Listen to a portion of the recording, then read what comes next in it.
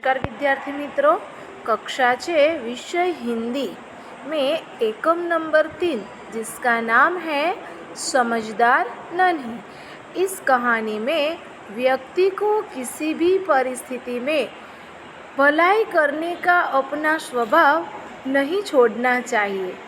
यह बात प्रस्तुत की गई है। हमारे समाज में कुछ लोगों का स्वभाव बहुत बुरा होता है, लेकिन उन बुरे लोगों के सामने हमें अपना अच्छा स्वभाव नहीं छोड़ना चाहिए। प्रस्तुत इकाई में एक छोटी सी नन्ही बतख का नाम है और यह छोटी सी नन्ही यानी कि बतख और एक बिच्छू, इन दोनों की कहानी है। इस कहानी में नन्ही बतख जो है नन्ही, उसका स्वभाव अच्छाई करना है और बिच्छू है उसका स्वभाव है डंक मारना। आज हम इस एकम में देखेंगे। एक नन्ही बतख तट पर आई तो उसने देखा कि एक बिच्छू दलदल में फंसा है। नन्ही बतख अर्थात एक छोटा सा बतख जो तट का अर्थ है किनारे, नदी के किनारे पर आया तो छोटे से बतख ने देखा कि एक बिच्छू दलदल का अर्थ होता है गीली जमीन, पानी में गीली हुई जमीन।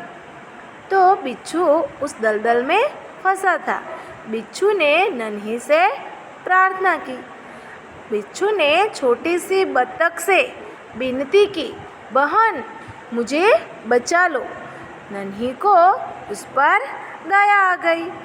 बिच्छू की बात सुनकर, उसकी विनती सुनकर छोटी सी बतख को उस पर दया आ गई। उसने बिच्छू को दलदल से उठाकर सूखे स्थान पर छोड़ दिया और नन्ही बतख उस दलदल में गई और वहाँ से बिच्छू को निकालकर सूखी जगह पर बिच्छू को रख दिया। बिच्छू को उसके बाद शैतानी सूझी। शैतानी का अर्थ है शरारत। उसे नन्ही के साथ शरारत करने का विचार आया। उसने नन्ही को डंक मार दिया। जिस नन्ही यानी कि छोटी सी बतख ने बिच्छू को दलदल से निकाला था, उसी नन्ही को बिच्छू ने डंक मारा, क्योंकि बिच्छू का स्वभाव क्या है? डंक मारना। नन्ही पीड़ा से तड़प उठी और उसने बिच्छू से पूछा। उसको दर्द होने लगा बिच्छू के डंक का। फिर भी उसने बिच्छू से पूछा, क्यों भाई, तुमने मुझे डंक क्यों मारा? पूछती है कि मुझे क्यों डंक मारा? बिच्छू लापरवाही से बोला। लापरवाही का अर्थ होता है बेफिक्र होकर बोला।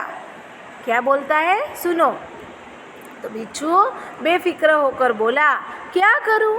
डंक मारना तो मेरा स्वभाव है। नन्ही बोली, तुम यह गंदी आदत छोड़ दो, नहीं तो कोई मुसीबत में तुम्हारी रक्षा नहीं करेगा। नन्ही ने उसे बोला कि तुम अपनी ये खराब आदत छोड़ दो, वरना कभी तुम दूसरी बार मुसीबत में फंसोगे तो कोई तुम्हारी मदद नहीं करेगा। बिच्छू उसकी बात अनसुनी कर आगे बढ़ गया।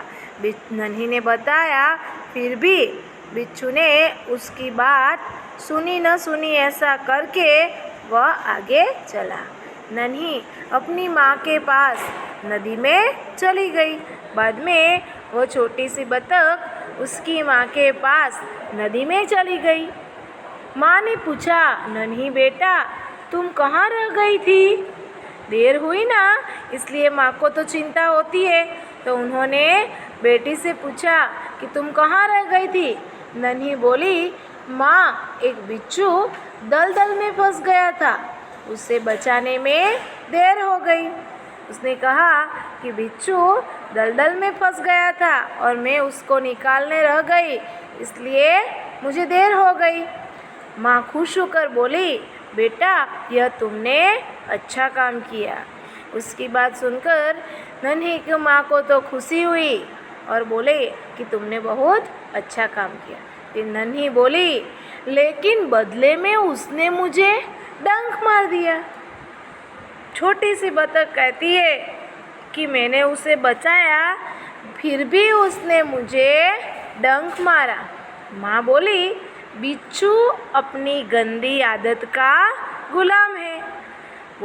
उसकी माँ ने उसे कहा कि उसकी आदत ही बुरी है, वह अपनी बुरी आदत से मजबूर है। चाहे उसके साथ कोई चाहे कितना भी भला क्यों न करे, वह उसकी बुरी आदत नहीं छोड़ता। तुम उसे चाहे कितनी भी बार बचाओ, वह बार बार डंक मारता रहेगा। माँ ने बतख से कहा कि तुम चाहे कितनी भी बार क्यों न बिच्छू को बताओ, फिर भी वह अपना डंक मारने का स्वभाव नहीं छोड़ेगा। फिर नन्ही भी कहाँ कोई कम थी, वह बोली, माँ मैं उसकी आदत छुड़ा कर रहूँगी। नन्ही ने कहा कि उसकी गंदी आदत डंक मारने की है, वह मैं छुड़ा कर रहूँगी। कुछ दिन बाद बिच्छू के प्राण पुनः संकट में पड़ गए। थोड़े दिनों के बाद फिर से बिच्छू के प्राण यानी कि उसका जान, उसके जीवन को उसका जीवन संकट में पड़ गया। संकट का अर्थ होता है मुसीबत। इस बार वह पानी की धारा में जा गिरा और डूबने लगा। धारा का अर्थ होता है प्रवाह, बहाव। तो इस बार तो बिच्छू पानी का जो बहाव था उसमें जाकर गिरा और डूबने लगा था। मौत सामने देखकर बिच्छू को नन्ही की याद आ गई। फिर से वापिस बिच्छू के सामने उसकी मौत आ गई और उस वक्त बिच्छू को नन्ही की याद फिर से आने लगी। नन्ही को पुकारने लगा, बिच्छू भाई मुसीबत में फंसे। फिर वापिस नन्ही को पुकारने लगे। नन्ही ने उसकी करुण पुकार सुन ली। नन्ही ने बिच्छू की करुण का अर्थ होता है दर्द भरी और पुकार का अर्थ होता है बुलाने की आवाज़। तो उसकी दर्द भरी बुलाने की आवाज़ नन्ही सी बतख ने सुन ली। नन्ही को लगा कि फिर से बिच्छू कोई मुसीबत में फंस गया है। वह झपट कर बिच्छू के पास आ गई। झपट कर का अर्थ होता है तेजी से। नन्ही तेजी से बिच्छू के पास गई। सहसा ही उसके मन में विचार आया। उसको देखकर उसकी मदद करने तो पहुंच जाती है, लेकिन उसे देखकर उसके मन में फिर से विचार आया, अब मैं इस गंदे स्वभाव वाले बिच्छू को नहीं बचाऊंगी।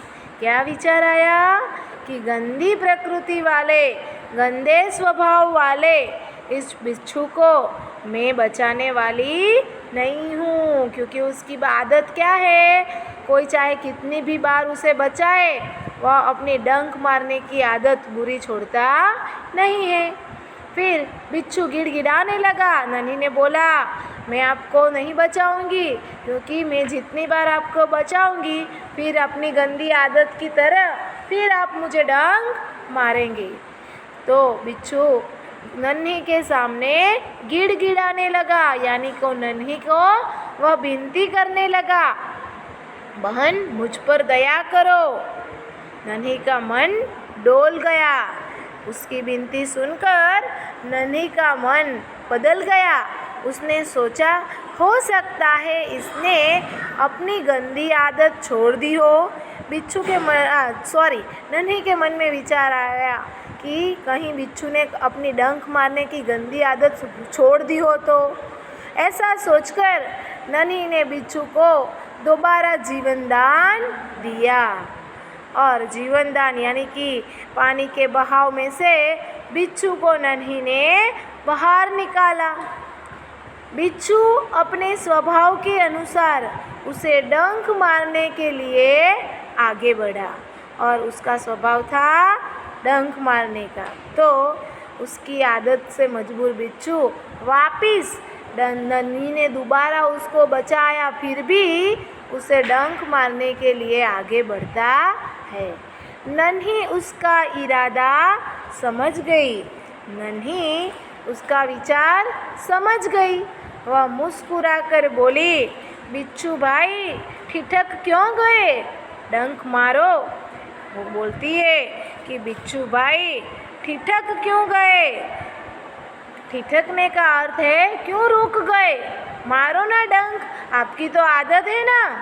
बिच्छू शर्म से पानी पानी हो गया।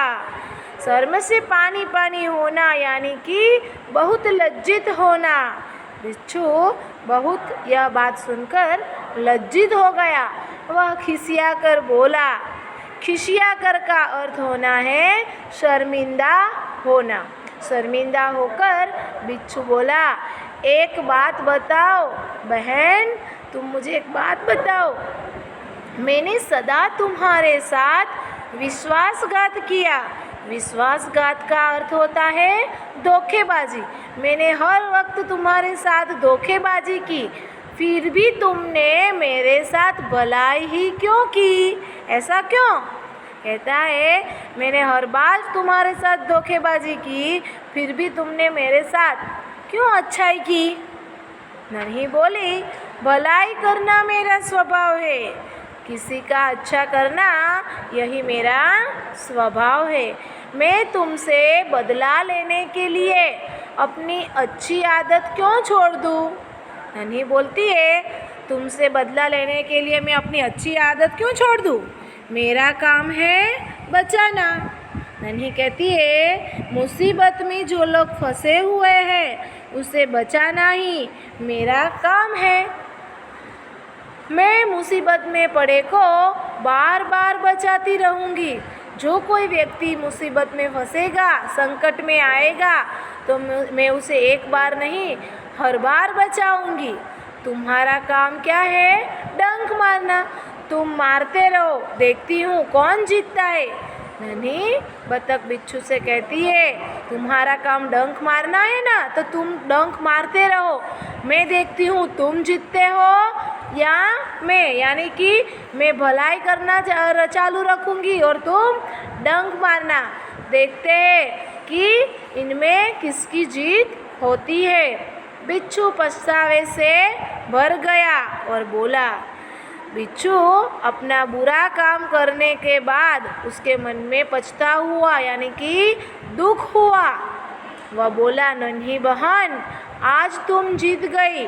मैं वचन देता हूँ कि अब मैं किसी निर्दोष जीव को डंक नहीं मारूंगा। अच्छाई करने की जो नन्ही की आदत थी वह सुनकर बिच्छू का मन प्रसन्न हुआ। उसके मन में पछतावा भी हुआ, उसको मन में दुख भी होने लगा कि मैंने बुरा काम किया है। और वह नन्ही से वचन देता है कि मैं किसी भी निर्दोष का अर्थ होता है बेकसूर जीव का, जो बेकसूर है, जिसका कोई गुनाह नहीं है, ऐसे बेकसूर जीव को मैं डंक नहीं मारूंगा।